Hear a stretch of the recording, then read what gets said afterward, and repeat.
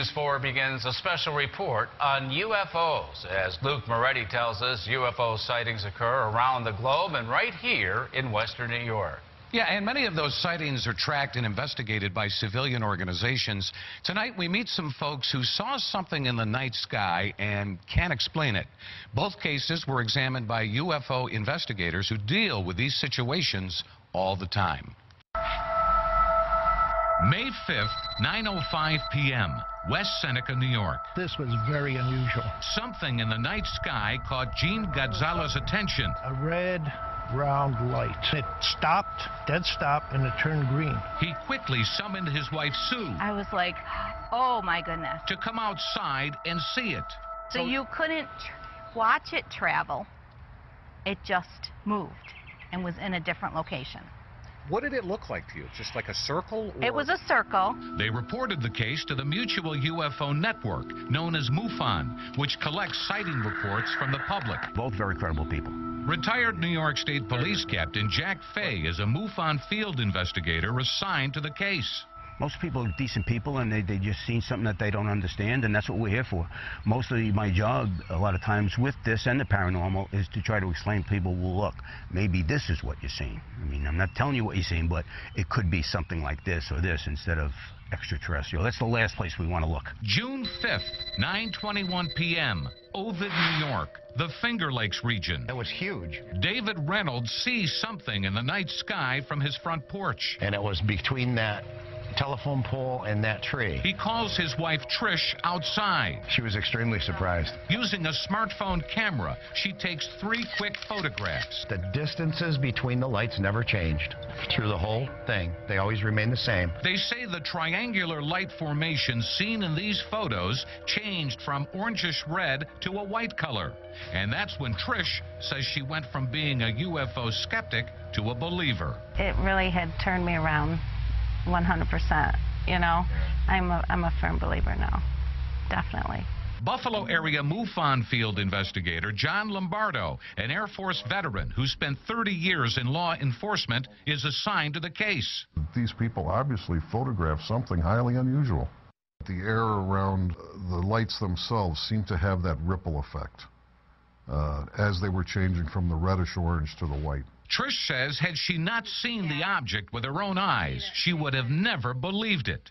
Yeah, I saw it, so he's not cuckoo. David, a retired state corrections worker, estimates the size of the object was anywhere from 500 feet to 1,000 feet. I don't know what they were, but I do know what they weren't. They weren't anything I've ever seen before. Both say the event lasted about 3 minutes before the object disappeared. As it was going this way, it went like this and gone. It was just, it disappeared like that. And you saw that too? Yeah. According to MUFON, just in the month of May, there were 900 sightings from around the world, most from the United States. 84 of the sightings were listed as a triangle. 19 reported seeing a boomerang shape. Everything we look at, we're going to look at it scientifically. Cassidy Nicholas is a Western New York-based MUFON archivist and field investigator. Nothing. Who appears on the History Channel's Hangar 1, The UFO Files. Anything that you look up in the sky and you don't know what it is, it's unidentified to you, so therefore it's a UFO. That doesn't mean it's full of little green men. MUFON has different classifications ranging from unknown to identified, man-made or natural, or a hoax.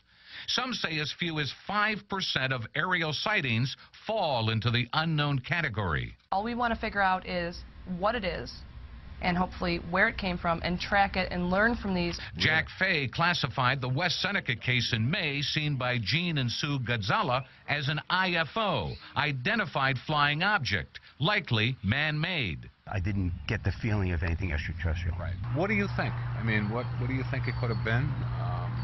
Just no way of knowing? I don't know. I don't know. Definitely a unidentified light. Right. Right. But definitely not a spotlight, not a helicopter, not a blimp, not a plane. So I really don't know what it could be. And what about the case of the triangular lights witnessed by David and Trish Reynolds of the Finger Lakes region? It's very rare that you find a photograph like these where it was zero magnification and quite well done. This is a good one. This is a good one.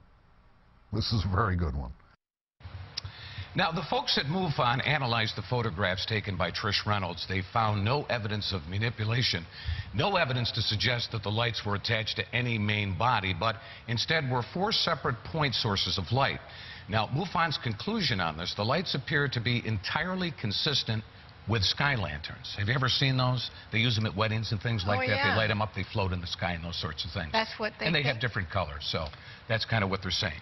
Well, I'm kind of curious, Luke, what does Trish and David have to say about this conclusion? I talked to David by phone, and he reiterated once again, he said, look, I have never seen anything like this in my life. I don't know what those lights were, but he doubts that those lights were sky lanterns. We were overwhelmed with news tips just before 6 a.m. about reports of that bright light in the sky. This is a viewer's video, and we called the Denver Science Museum, University of Denver, and the Fisk Planetarium in Boulder to get some information. Well, an Erie photo showing a pair of lights looming over a deer's head in the US has recently reignited the UFO debate. Experts were quick to debunk the theory, claiming it was just light reflected from the animal's eyes. But new UFO sightings are reported all the time. They were caught on camera on the night of February 16th. Mysterious lights had appeared in the sky over the 150 acres that Rainer and Edith Shadows call home in the Compass Bluff area of Jackson County. Were they a phenomenon that's simple to explain, or just settling in at his apartment on Snelling Avenue to watch a Twins game Wednesday night when the first pitch was followed by a big crash. And it scared the living heck out of me, I tell you that. Bob Ehrman. I just stood there, I was stunned.